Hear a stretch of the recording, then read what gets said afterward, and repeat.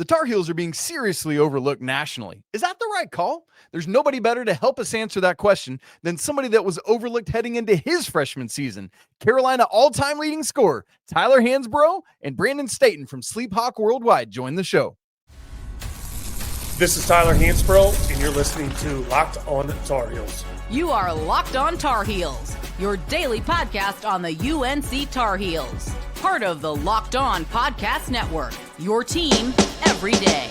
Hey there, what's up? It's Tuesday, October 21st, 2025. Welcome into the Locked On Tar Heels podcast, the only daily North Carolina show out there. I'm your host, Isaac Shader, joining me at the place to get your Tar Heels content every single day. It's all part of the Locked On Podcast Network. Thanks for making us your first listener watch to get your Tuesday going the right way. This episode is brought to you by Game Time. Download the app, create an account, and use code LOCKEDONCollege for $20 off your first purchase. Want to welcome in all our great Locked On Tar Heels Discord members, our Locked On Tar Heels insiders, and of course, all you everydayers out there. Welcome in. Let's get into it. Going to be a great show today. I am joined by the hosts of Sleep Hawk Worldwide, Mr. Tyler Hansbrough and Brandon Staton. Great conversation with these dudes. Let's get right into it. As I said, it's great to be joined today by the fellows of Sleep Hawk Worldwide, Mr. Tyler Hansbrough, Mr. Brandon Staton, and we are getting after it. Last time we recorded together, it was just me and T. Brandon was a new father and slept through it. I can't remember. So it's good. About right. That's about right. I get it, dude. I got two of them. But fellas, it's good to be back. It's great to be recording today. I was realizing as we were preparing for this, it has now been 2 decades, Tyler, since your freshman season at Carolina.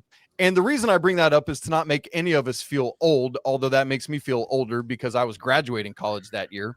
But to say that was the last time that Carolina started the season unranked in the AP poll.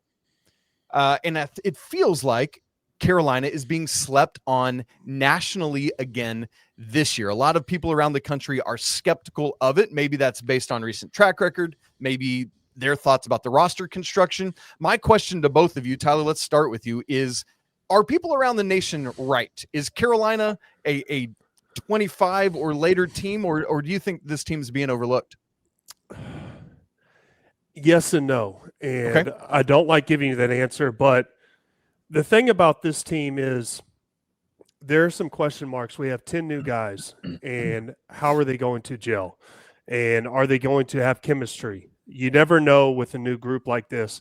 The one thing I'll say is they have the potential to be a very good team. And if some of the players and the pieces that they added, just for instance, Caleb Wilson, who has a high ceiling and can be an immediate impact player. He's a freshman, though. But if I think he plays to his capability and does the things that I think he's capable of doing, then, yes, this team is going to be very difficult. I think they've added, size across, the board in almost every position. And I think last year a lot of our struggles and a lot of the voids in our roster, they went out and they got some pieces that could fill some of those issues. As far as comparing them to my 05-06 freshman squad, the one thing I'll say about that is it's a little bit different. Now, the reason I say that is because my freshman year, we were all freshmen. And now in today's game, there's a lot of we have guys that are transferring in who are kind of proven. And when I say that, guys like, the Chiron kid, what is this? Kyan Evans.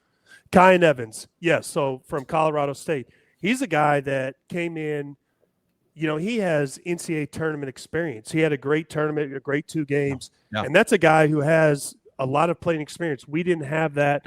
And the other thing I'll say is they just won the national championship the year before. Right. And the past 2 years, we've kind of been on that bubble line.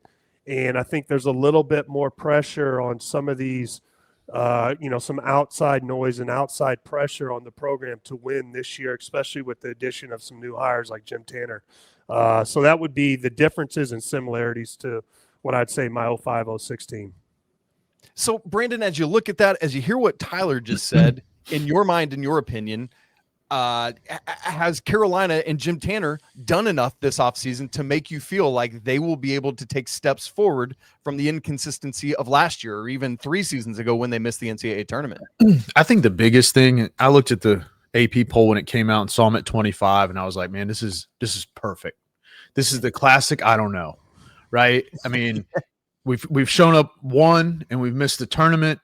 You know, a lot of teams have shown up outside of the top 25 and, you know, gone on runs. I think the truth is you just don't know. I mean, there's a lot of unproven. The chemistry for me is like the biggest thing, right? It seems like Carolina's had it seems like they've chased some solutions that just haven't like hit the nail on the head, right?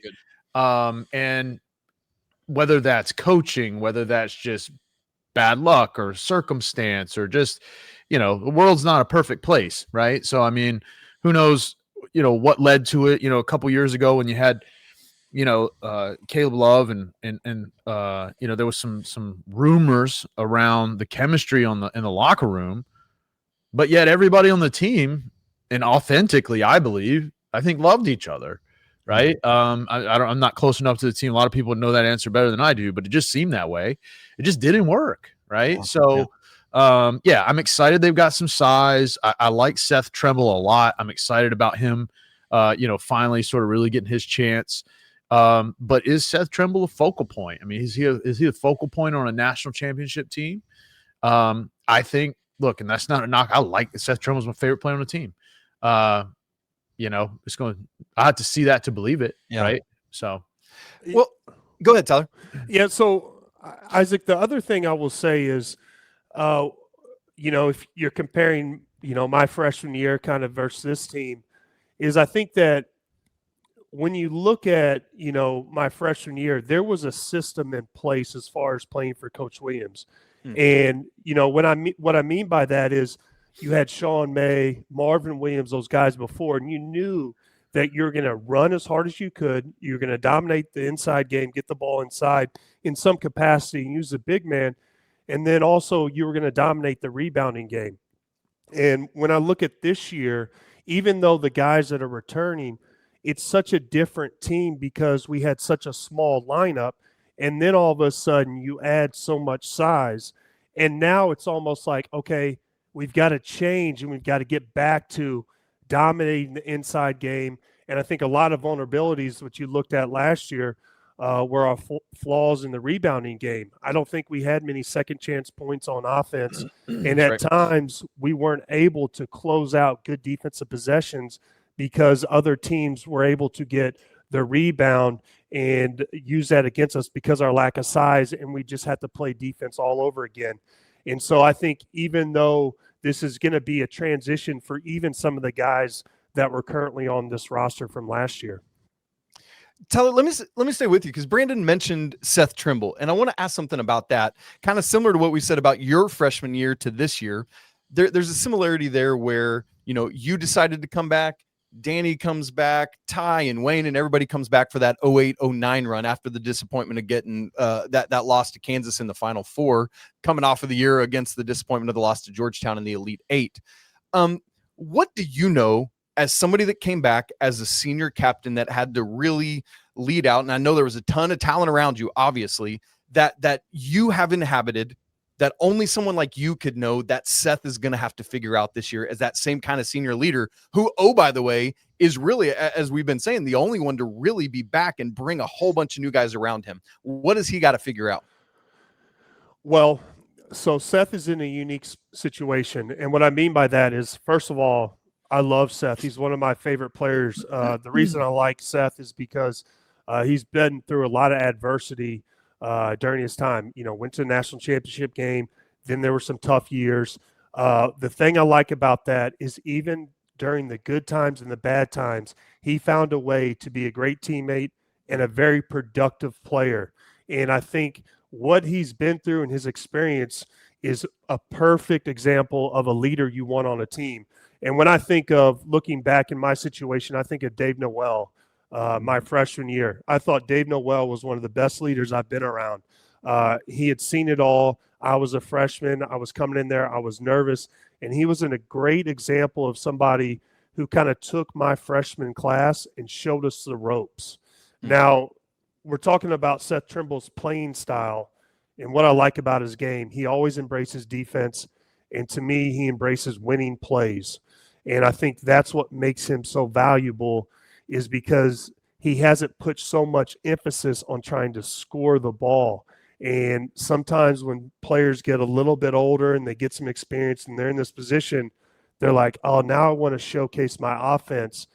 And my concern with Seth is I want Seth to do what he does great.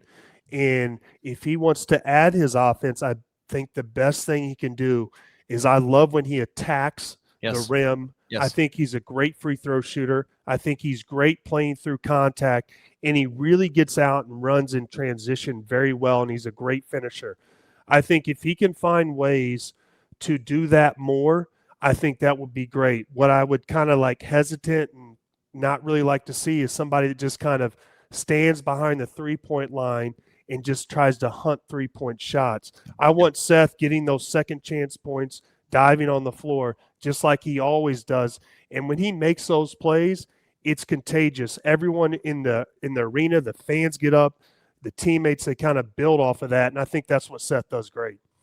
And it feels like the roster construction of this year is going to allow him more space to be able to attack in the way you're talking about, with legitimate stretch 4s and 5s now, with Veesaar able to step out and knock it down, and Jarin Stevenson and Caleb. That feels to me like that's going to be a help to Seth and his game and what he's able to do. Brandon, I want to circle back around to one other thing that Tyler talked about, and you kind of mentioned, with that being at 25th is this perfect like chip on your shoulder, but you're still ranked. And it feels like, kind of like Tyler was saying earlier, it feels like the range of possibility from floor to ceiling for this team is massive because of all the new parts, but because of all the talent. What do you think they need to do in order to maximize all of it to get to that ceiling? Well, you need a game plan. Honestly, I think they need to, you mentioned it. You got guys that can stretch the floor. Okay. Well, stretching the floor is great in concept, but it requires, offensive discipline, right? So, how are they going to create mismatches? How are they going to move off the ball? How are they going to, kind of find themselves? Maintaining floor spacing, at least in my, limited worldview of basketball, really has to do is again, I hate to use the word again, but it's a chemistry thing. Like, very quickly and easily, you can wind up with 2 people buried down in the corner and 3 defenders, 1 helping off, and like, it just really throws everything off. And next thing you know, what we've seen, it seems like ad nauseum in the last several years, is I often watch for how long it takes us to get the ball inside the 3-point line.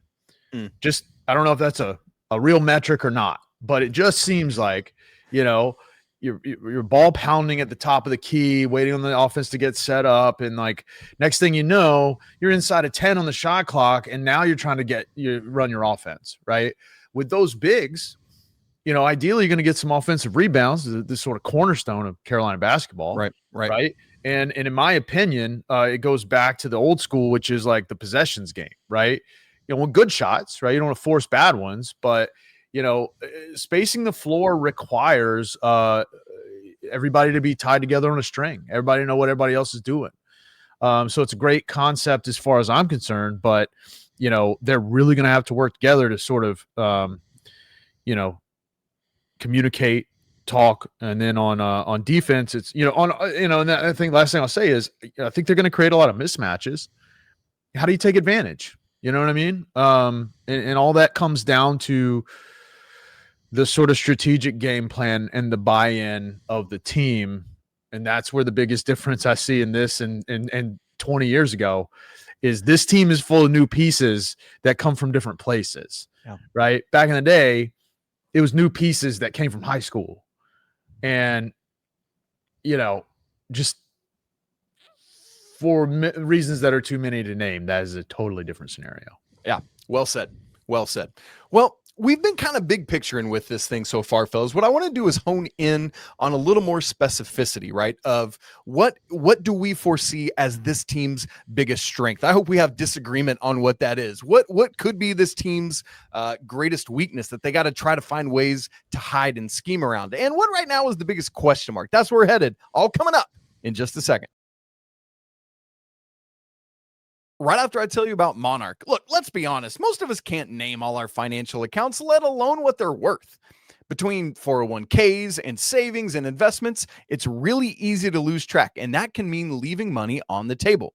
And that's why I started using Monarch. It's an all-in-one personal finance tool that brings your entire financial life together in one clean, easy-to-use interface right there on your phone or laptop. Monarch has helped me organize my accounts and track my spending and get a better handle on all my investments without ever having to touch a spreadsheet. I love that I can review everything with my wife. We try to do all our finances and our budgeting side by side, and Monarch really helps that. It helps us see our shared goals and make better financial decisions together. Monarch's visual data boards and smart tools make it much easier to understand where my money's going and how to make it work harder for me. So don't let financial opportunities slip through the cracks. Use code LOCKEDONCollege at monarch.com for 50% off your first year. Again, that's monarch.com, code LOCKEDONCollege for half off your first year. This episode is also brought to you by FanDuel. The NFL season is here, and FanDuel has an offer that you don't want to miss. Right now, new customers can bet just $5 and get $300 in bonus bets if you win. That's right. Pick a bet, put down $5, and if it hits, you'll unlock $300 in bonus bets to use all across the app. And when you use FanDuel, whether it's parlays or player props or even jumping in on the action live, it makes watching football even more exciting since you got a little something extra riding on the action. So whether you're a casual fan or you love diving into all the stats, FanDuel makes the game day experience so much better. How about some ACC regular season championship odds? Duke is favored at plus 155, followed by Louisville at plus 220. Then it drops down to Carolina at plus 700, NC State at plus 750, and beyond. If you want to get in on that action or anything else, what are you waiting for? Visit FanDuel.com today to download the app and go ahead and get started. All right, we're joined today by the co-hosts of Sleep Hawk Worldwide, Mr. Brandon Staton, Mr. Tyler Hansbrough. It's great to be together, guys, talking, less now than 2 weeks ahead of the kickoff, or the tip-off, I should say, of the regular season. And what I want to do now is look ahead, because as we've said multiple times in the first segment, there's a lot of unknown with this team. But what I want to do is forecast, what do we each foresee as the biggest strength of the 2025-26 Tar Heels, and how can they accentuate that? Tyler, what do you think? I think their strength is they've added depth to this team, and they have guys that can play multiple positions. I think they have the ability to go small or big. If you look at a piece like Jarin Stevenson, he's a guy that can play 3 or 4. Yeah. And he has size. He can lock down multiple positions defensively. And what I really like about, what we have the ability to do this year is, with our added size, I think we have the ability to dominate the paint and rebounding game. And I'm a big believer in that. I think that teams that can dominate the rebounding game, they win. And you look at, a lot of the winners, Houston dominates the rebounding game. They're athletic. They can play multiple different styles, but they have an identity, and you know what they're going to do. Well, this year's team, they can do that with added size, and I'm really excited about that. When I think big picture, I think if this team reaches its ceiling, and I think for them to reach their ceiling, I think it's going to depend upon Caleb Wilson and his ability to really grow, because I think he's a player that plays just like Marvin Williams. I think he's a player that has that type of talent, that athleticism. I think if he develops, we have a guy we can give the ball to at any position on the court, and he can score. I think big picture, if we're talking about what this team's capable of doing, I would not rule out a Final Four run if this team reaches its ceiling. And I know it's very optimistic. And when I say big picture, I'm talking about everything gelling together the way it could happen. Yes. Yep. Love it. I think that point is made well clear, right? Like there's still a possibility for a much lower floor, but that's where the ceiling could be. Brandon, what about you? Biggest strength for this team? Yeah, it's a perfect segue, man. Biggest strength's Caleb Wilson, man. He's a big fish, man. You got a blue chip prospect for the first time, it seems like, in a long. I mean, this guy's a lottery pick. Can play any position on the floor. He's a monster. I mean, he's like, this is quintessential college basketball. You hunt guys like this and you build a team around them, right? You can ask the one and done questions and all that sort of stuff, but like, look, you need in college basketball, you need a star. Yeah. And he is the bona fide contender for that role. He may not lead the team in scoring but he can just impact the game just in so many different ways that are and are not coachable. Everybody saw the viral clip that, he kind of loved the mentality, right? A little bit of youth through that too. You know what I mean? Like, but I'm 40 some years old and 5'10". Like, what is easy enough for me to say, watch out, kid. But, look, he's got what it takes.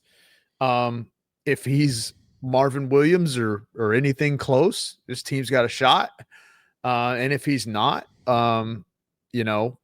we may struggle. But I think your biggest strength, and when I look at it, is everything that Tyler mentioned. There's depth. There seems to be a more holistic structuring of this roster around every sort of nuance, not just the glaring things that we need, but also a lot of the sort of basic principles of basketball. But to me, man, we ain't had a guy come through the door like him in a long time, and he's here, and probably only going to get one shot at him unless college basketball really throws some money at him.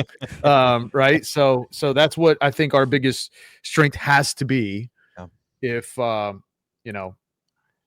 probably kills Tyler because it's such an individual thing, but in order for this team to be good, they need someone they can look to lead. Well, but I think to marry the two things you just said, Brandon, to be that individual within the team system. And Caleb feels like that kind of guy. He's not here for Caleb's name or accolades, but recognizes if the team succeeds, so does Caleb Wilson. And that's something that I think, to your point, Tyler would definitely sign off on as well. These two, and definitely they have the same personality. Tyler, freshman Tyler Hansbrough, freshman Caleb Wilson, gregarious, out there chopping it up before football games on social media.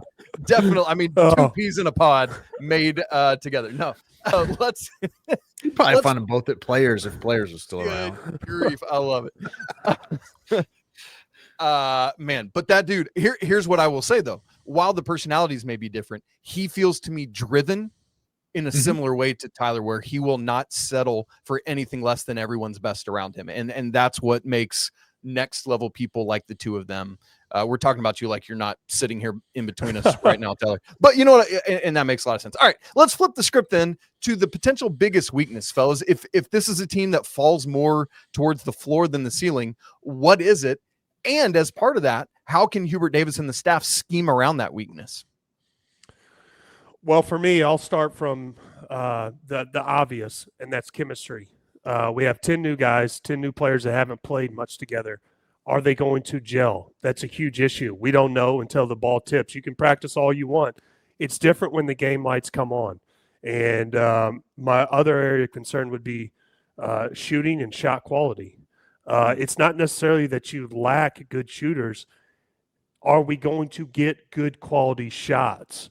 And I think that's a huge difference. If you have guys that can score at multiple positions on the court, it comes area of a concern is, okay, how do we get the best shot for the team? And how do we find that identity? And I think that's my next area of concern is this team needs to establish an identity so everyone knows what they're doing the night of the game. Like, hey, you know what? We're going to run, we're going to get the ball inside, and we're going to dominate the inside game. And, that's one thing that was a constant my 4 years is, you knew no matter what the direction the game went, you better run, you better play hard, and you better get the ball inside and dominate the rebounding game. And that always put us in position to win. I think you've got to find a way to get this team great quality shots, dominate with their size that we just added and get the guys to gel. That's a good word. Brandon. I'm going to reframe your question a little bit. And instead of the biggest weakness, like to me, it's the biggest question that has to be answered. And I'm just going to come right out and say it, man, it's coaching. And it's not necessarily coaching for maybe the most obvious reason, right? Like this is Carolina. And already you're talking about, is this, is Hubert Davis going to find his way on the high? And look, man, I say this at least 10 times a year. I was the worst player on the worst team in the state of North Carolina in high school. Okay. So like, I got no idea what it takes to be, a coach, a college coach, a high school coach. About 4 or 5 years, I'll probably be coaching little league, and that's where I'm going to peak. Okay. You will. But ultimately what has to happen is that creates a lot of pressure on a team. If things don't start going well, right? You got a young team, you got a team with a lot of new pieces. Maybe not necessarily a young team, but you got a team with a lot of new pieces, with your core piece being so young. And so if that sort of doubt starts to creep in, and if that noise starts to creep in, maybe under the hood, Hubert Davis is locked in forevermore. But the reality is the public pressure that comes on that can strain the team. And, I think that we've talked a little bit about it. Like we've missed a few times, right? Like we've had some seasons that, look, the fans aren't happy with or whatever. I hate this concept that like, boosters and fans and stuff sort of control the narrative. It sucks. I mean, for the reason I just said, I got no idea what it takes to coach a winning basketball team. I got an opinion about it, right? But it doesn't mean my opinion is worth anything, as Wayne Ellington, very, very aptly told me. But that's, for me, that's it, man. Coaching in so many different ways, right? You've got a changing game, right? The one thing, I'll never say another word if I just see one time this year. What I'm dying for as a Carolina fan is when they just stink out there. Just pull all 5 of them and put 5 other people in. You just don't see that happen anymore, right? And those are the types of things that like set a tone, right? And there's a level of respect there that the fans have for that, the players have for that, and that's it's an anecdotal story, but it would be nice to see that sort of the Roy Williams hockey line change. Yeah. So Tyler, let me follow up and ask you about that, because I think we talk so much about the potential hot seat situation for Hubert. I love, Brandon, that you said we don't know what's going on under the hood with conversations between Bubba Cunningham and now Steve Newmark as well. But Tyler, as a player, how do you stay away from feeling that potential job pressure that your head coach might be feeling? And I know you didn't have to deal with that because Coach Williams was never really going through that. But how do you just tune all that out and not let the outside influence in? Well, I think that's very important. And every individual finds a way to handle that situation a little bit different. And I can tell you from experience, the less that you care about the outside voices, the better not only are you going to play, you're going to have a better attitude. You're going to, because I don't care, even if they are having the success and they reach their peak, they shouldn't care what anyone says outside that locker room, because that's the most important part. And I think good or bad, it always hurts the team if people are caring too much about what other people are saying outside the locker room. And then I'll give you an example.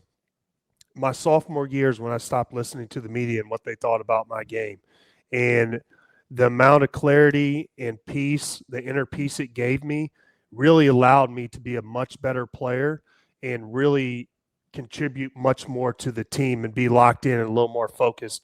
But I'll say this and kind of build off of what Sleep's saying. I think the one thing that, a lot of people or fans just watching the game last year are kind of like, yelling at the TV. It's kind of how we started games last year, in a hole. And then all of a sudden we get frustrated because we would put ourselves in a hole, and then you'd see this team that kind of gelled when things got tough, and they would come back like being down 20 at Kansas in the toughest arena, Fog Allen, early on in the year, and we had a chance at the end of the game to win. Yeah. What if we would have started the game properly and got a win in Kansas? I mean, that would have been monumental. and, really build some momentum before the ACC conference play started, and, especially in a down year last year. But I think that, it's not only that, but we started that game in Kansas early on in the year, and then we finished Ole Miss in the tournament. We got down big to start, and it was like the same problem at the beginning of the year, at the end of the year. And I'll say this, what I do know is that the kids are much more locked in, and I will say I've seen a change in the team of how hard the kids are preparing, how much they're listening to the coaching staff, and it's been really a joy to watch. So I think this year's team is going to be much different from that aspect.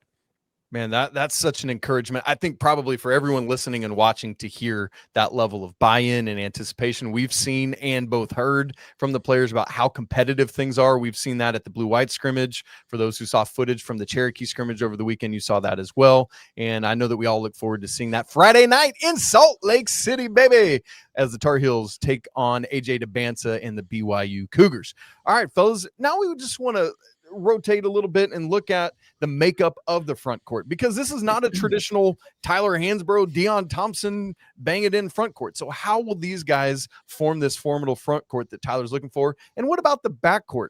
Carolina doesn't have a Kendall Marshall-esque point guard, but can Kyan Evans do it? And of course, we can't get out of here without asking Tyler, the professor, what it's like being in the classroom. All that coming up to wrap the show in just a second. Right after I tell you about Game Time. College football is back, and I couldn't be more excited. The tailgates, the rivalries, the energy in the stands, there ain't nothing like it. But let's be real. Actually getting tickets can feel like more of a battle than the game itself. Endless lines, hidden fees, prices jumping up on you at checkout. And man, that's why I use Game Time, the app that gives the advantage back to the fans. It's the easiest way to score last-minute tickets at the best prices with no surprise fees. What you see is what you pay. Honestly, it's faster, it's cheaper, and less stressful than any other way I've bought tickets. And I love that you can find the views from your seat right there in the app. Carolina hosting Kansas coming up in about 2 weeks. That's kind of expensive, $4.59 to get in, but maybe you want to do that. The prices will go down as we get closer to tip-off, but maybe you want a cheaper opportunity. 5 days earlier, the season opener against Central Arkansas, tickets for as cheap as $27 on Game Time. Or maybe you want to go to Carolina hosting Virginia in football this Saturday, tickets for as cheap as $31. So take the guesswork out of buying college football tickets with Game Time. Download the app, create an account, and use code LOCKEDONCollege for your first purchase. Again, that's promo code LOCKEDONCollege for $20 off. Terms apply. Swipe, tap, ticket, go. Download Game Time today. We've talked in some deal today and in some great detail about how Carolina really needs, Tyler, I love how you've been talking about it, just got to get back to getting the ball inside, operating outside, or excuse me, inside out, making that happen, dominating the glass, both offensively and defensively. I know that offensive rebounding maybe hasn't been as big a staple of the Hubert Davis era as it was in the Roy Williams era, and the numbers tell that tale as well. But Tyler, when I look at this front court, it's not you and Deion. It's not Kennedy Meeks and Isaiah Hicks. It's not, Bryce John. It's not like this typical strength classic big man. So help everyone understand how the combination of Henri Veesaar and Caleb Wilson, Jarin Stevenson, even on to Zayden High and James Brown, how these guys can make up a formidable front court and really dominate in the way you're hoping to. Well, first of all, with the Veesaar, when you have somebody who has his size and length, you have the ability to change shots in the paint, which is huge. And, when I think of last year, I think of Duke and how they dominated teams with their size. And Maluwatch is a guy who, he may not have blocked every shot, but when you come in the lane, it affects people's shot because they're thinking about his length and changing it so they don't get their shot blocked. So I think he has that ability. Veesaar is a guy that you can throw it up to and just kind of, get you a lob, an alley-oop pretty easy. It's not something that me and Big Meeks were. We didn't have that length.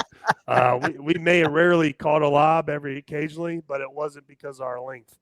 I don't know about Big Meeks, maybe me. But when you think of Jarin Stevenson, he's a guy who not only is he a big and knows how to dominate the paint, but he can guard multiple. He can guard 3 through 5, maybe even 2. He's really good in the ball screens. He can change shots. And when you have a guy like that, it allows you to go big in moments in the game where, hey, we're going to start trapping because we're down. It allows you to do different things with your defense and put pressure on the guards to turn it over so you can kind of get the tempo or try to change the game if you're down. And, the James Brown, I do think that he's a guy that, maybe we're not talking about a lot, but he has the ability to come in. He's hungry. I think he can be a guy that makes good plays, develops, and then become somebody that we can rely on for depth if somebody gets injured. You never know. I think he has the ability to eventually be a big-time player, and I think he could show up for us in different moments. Zayden High, he's a guy, kind of like Jarin, who can step outside. He's versatile. He has the ability to guard multiple positions, similar as well. But those two kids need a little more experience. Sure, and I think definitely we'll see them in spurts, and if they develop, that'd be a great addition. Well, and especially, Brandon, with Van Allen Lubin out the door to Raleigh, one of those guys is probably going to need to step up and give a lot of important minutes at the 5 behind Henri Veesaar because, hopefully Jarin, as Tyler said, is playing a lot of 4 and 3 with his minutes. So as you see that developing, how do you see that depth playing out? Yeah, I mean, we've got a lot of size, right, and athleticism. I mean, and so I think it's hard to, you can paint with a pretty broad brush. It just seems like you got a lot of resources, and that's something we haven't had a lot of recently, right? And I'm a big NBA fan. I like watching the NBA a lot, and you kind of see the evolution of the NBA game now. Like all of your prime players are sort of this build. And I think as college basketball at large is sort of the breeding ground for that next step, especially at a program like Carolina, to me, to kind of go back to what we were saying about this sort of transitioning style of basketball where we're spacing the floor and going out and rebounding and bigs are playing different positions. It's not as much front court and back court as it is half court anymore, right? Or a full court. So, it is like, if I've seen the teams seemingly try to build toward a more pro style approach than Carolina is typically known for. Right. And now I feel like for the first time, we really have a roster construction that gives them the potential to see, how well they can pull that off. So to me, it's, you got a lot of length, versatile players. And so, I think I'm optimistic for sure. But, when some of these guys, that was Bacot's thing. And look what Bacot did in the G League. All of a sudden he started stepping out, knocking threes down. And that was the one. And, he just never really was asked or had to play that role. And it seems like some of these guys, at that height, at that size, they're not Bacot, in terms of strength probably, but it'll be really fun to see them sort of step out closer to the perimeter, bring out the defense, and then look, you draw a double team, and guess what? You got another 6'10" dude down low to dump the ball off to. So, it's like we keep saying the same thing over and over, but it's chemistry and it's scheme, I think. So, Tyler, let's then flip and look at the backcourt a little bit, because I feel like one of the things I've heard the most consistently this offseason from the Carolina fan base is a concern over not having a Kendall Marshall-esque point guard, Elliott from last year, a more true traditional point guard. And so with Kyan Evans coming in, with Derek Dixon kind of rising up, are there guys that can maybe do it in a more modern, I think people think of Ty Lawson, who, was your point guard. That is not just like, and I wish he was walking through that door. My goodness gracious. Your senior year, his junior year, I look back on his junior year and his numbers and everything. I mean, it's insane. And obviously that's not who he is. But what I'm saying is, that's not who Kyan Evans is. But what I'm saying is, it's like, I don't think we think of Ty Lawson as a traditional point guard, but man, he was a phenomenal lead guard. Same with a Kobe White. Can Kyan Evans do it in a different way than maybe people are thinking about? Yeah, I do. And that's a great way to put it. First of all, I will say those players that we all just talked about, Kendall Marshall, Ty Lawson, Kobe White, those are, that's – I hate to put that on any player. That's big expectations. Exactly. I just want to say this is Kyan Evans. Yes. And he's his own player. I think he has the ability to pass, and he can light it up from the outside. I think he's a very good shooter. And when he gets hot, I think he's going to rise the level to this. So he can get us buckets. And what I really like about Kyan in particular is his experience. And a lot of people don't realize this, but he came from a winning team. Colorado State won the Mountain West last year. They went on to play 2 tournament games. He has a lot of experience, and that when you're part of that winning culture and you bring it over, that's a big deal. And I think he's his own player, but I do think he has the ability to play point guard and really run a team in his own unique way versus all those other guys we kind of mentioned. And, the Dixon kid, he's a freshman. I would like to see him come in spurts, especially early on in the year, because then we can rely on him if you play him a little bit early on in the year versus, just kind of limit his play. And then all of a sudden conference play comes around. You expect him to be, kind of come in there and add a lot. It's kind of hard to do if he hasn't had much experience, especially pre-conference playing wise. So I think he's a guy that could develop and we can lean on in spurts. And Brandon, it's interesting. I mean, we talked about that with Kyan Evans. Unofficially, he's in the scrimmage down at Cherokee last week. You've got a guy in Luka Bogavac who can be a ball handler. Even some of the bigs who can produce and rip and run and do whatever all they've got to allow to do. So do you see this being maybe a little more of a, I don't know, what is it, a meritocracy? I don't even know what the crap that is, but where like everyone committee. Yeah. Where there's lots of guys that have, like, obviously we talked about Seth earlier. Seth needs to be free to just get out and dominate athletically and attack, but he's going to have the ball in his hand some as well. Brandon, do you think that could be a beneficial thing for this team? I'd be lying if I said I knew one way or the other. It goes back to me not knowing how to coach. But, the one thing I do know is they've got to figure out a way. The biggest thing I've read on Evans is, his potential for turnovers, right? And as with a team with so many options, so much athleticism, with a tradition of getting out and running and making quick, sound decisions, right? That's the one thing I would just keep my eye on is like, can he, he's another year more mature. He's got a different, coaching staff, different supporting cast, but he's in a whole different league of basketball too, right? So I would imagine a committee approach, like, I think as a Carolina fan, would I love to see, the nation's top point guards continue to flow through our program? Yeah. It's just, it's part of who we are.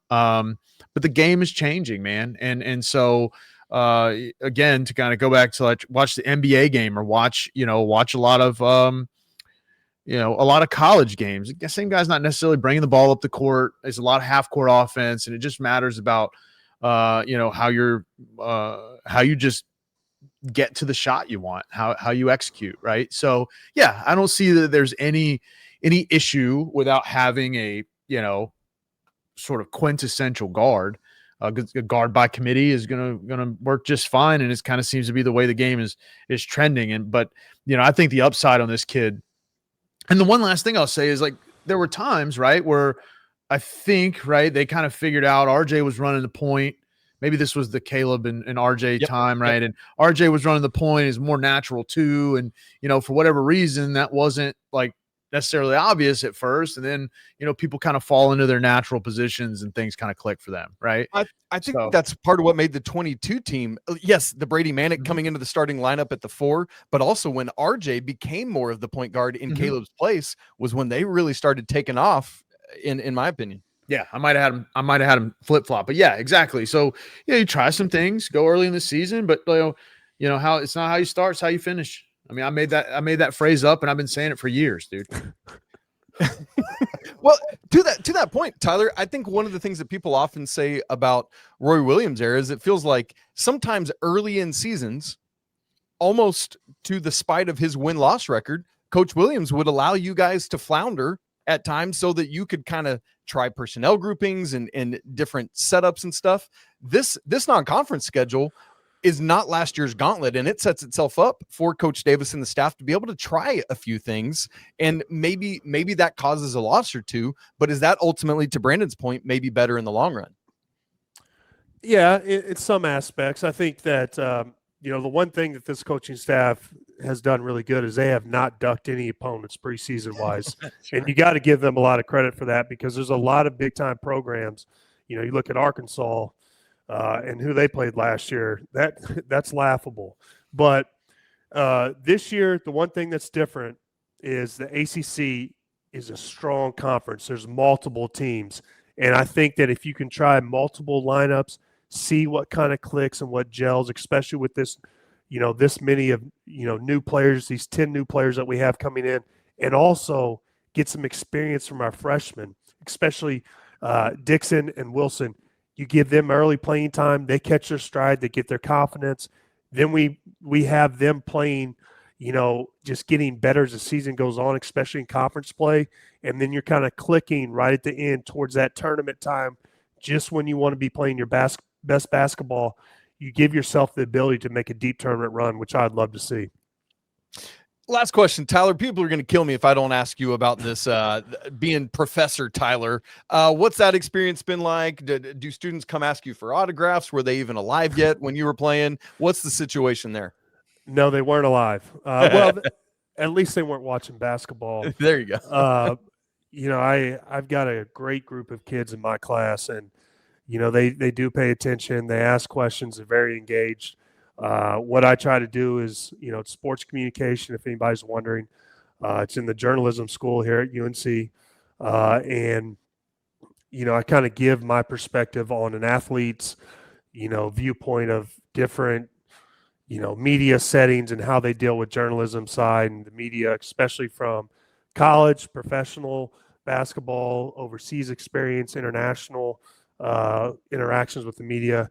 And so, it's been really fun, and these kids are so good. It's really motivated me to try to learn and be better for them, and I've really enjoyed it. So it's been a lot of fun.